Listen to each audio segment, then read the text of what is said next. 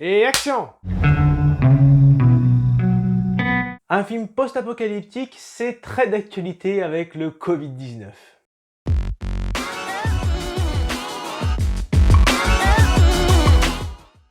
Salut et bienvenue sur la chaîne YouTube de Media Show. Aujourd'hui sera question de Light of My Life, un drame réalisé par Casey Affleck qui signe son second long métrage après le documentaire sur Joaquin Phoenix, I'm Still Here. Derrière et devant la caméra, Casey Affleck réussit-il à nous séduire avec cette dystopie? Eh bien, passons sans plus attendre à la critique.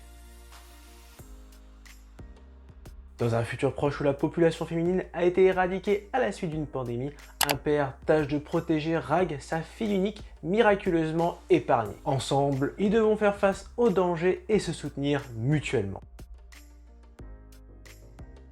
Le premier sentiment que j'ai pu ressentir en sortant de la salle, c'est celui du déjà-vu. En effet, Light of My Life manque d'originalité. D'un côté, Casey Affleck s'inspire du film La Route de John Hillcoat, où le père doit également protéger son fils d'un monde post-apocalyptique violent. Puis de l'autre, le réalisateur propose une approche plus intimiste, plus dramatique dans le registre plutôt qu'à chercher le côté spectaculaire. Et ce style est devenu assez populaire ces dernières années, avec quelques exemples tels que It Come at Night ou encore Sans un bruit. Cette réalisation risque donc de souffrir de comparaison. Cependant, Casey Affleck nous offre tout de même un scénario soigné et très épuré avec un juste équilibre entre les scènes de survie et d'intimité. L'histoire commence d'ailleurs sur une introduction apaisante où le père raconte une histoire à sa fille et c'est ce genre de scène que l'on retrouvera fréquemment dans ce drame. Le film se focalise donc sur la relation père-fille avec de beaux moments de complicité. Il y a même des lits. Regarde ça. On peut rester ici? Les personnages sont bien développés, très attachants et j'ai particulièrement apprécié le fait que la fille ait un rôle important pour leur survie.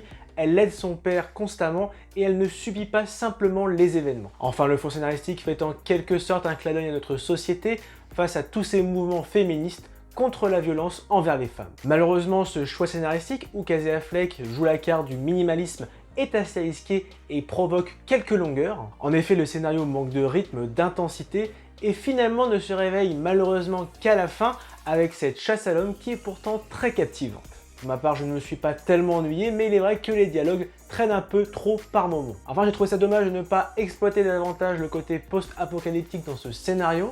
Disons que si je n'avais pas lu le synopsis, il aurait été difficile de véritablement cerner la cause de ces événements. C'est le point fort de ce long métrage. Toujours dans cette optique du non spectaculaire, Casey Affleck nous offre une mise en scène à la fois sobre et douce avec ses décors hivernaux, mais également sombre et hostile avec cette atmosphère post-apocalyptique. On suit le parcours du père et de sa fille à travers ces magnifiques paysages sans l'ombre d'un humain. Je connais personne. À part toi. Toi et moi, contre le reste du monde, ça me plaît. Oui, moi aussi. Visuellement, c'est donc une réussite avec de beaux plans, le tout étant accompagné d'une bande sonore qui colle parfaitement à l'ambiance du film.